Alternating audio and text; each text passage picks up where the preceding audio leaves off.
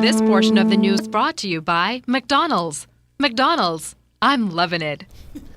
Minister responsible for gaming, Obi Wojcom, says the government has already been able to collect millions of dollars in back taxes from web shops currently in operation. And this comes following a November 24th deadline for web shops to become compliant with the new fee schedule outlined in the recently enacted gaming legislation.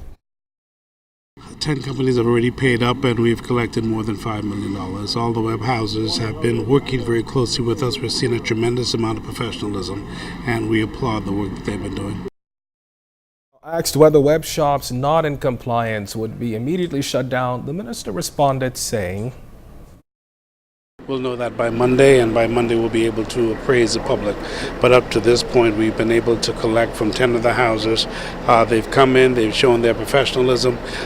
They have worked very closely with the government to ensure that all can be done correctly.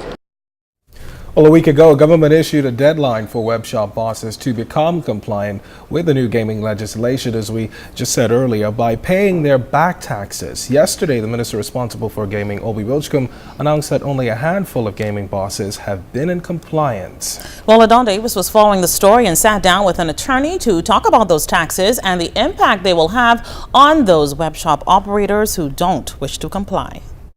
With only 10 web shop operations complying to the government's new gaming taxes legislation, attorney Wayne Monroe, who represents several operations, says it's important for web shop operators to be in compliance.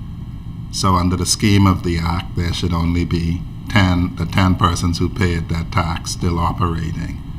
Everyone else ought to have closed. I'm also made to understand that one of the persons who did pay their tax may have closed nonetheless. Because the next thing you have to do, if you hope to stay in the industry and get an eventual license, is you have to give a disclosure of your back history. But Monroe says there is more to the legislation than that. In fact, he says those hefty monthly payments will also force web shop bosses to dig deeper into their pockets. And in January, you're going to have to pay, after you've given the government the information and they have done their assessment. They're going to tell you what they say back business license deficiency is back 6 years. And they're going to tell you if you made less than $5 million in the last year, you pay $350,000. If you made more, you pay $750,000, and you have to pay that as well. In light of this new gaming legislation, the notable attorney says it is possible that merging within the web shop industry could take place.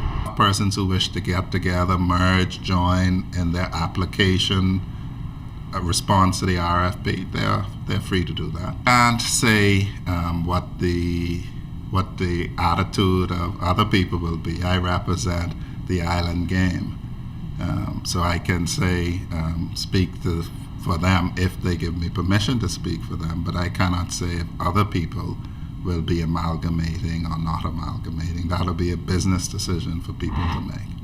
Monroe says under the law that if an operator owes any taxes, they cannot receive a license. And he says he believes this is a good incentive by the government to push web shop owners to become compliant within the Act.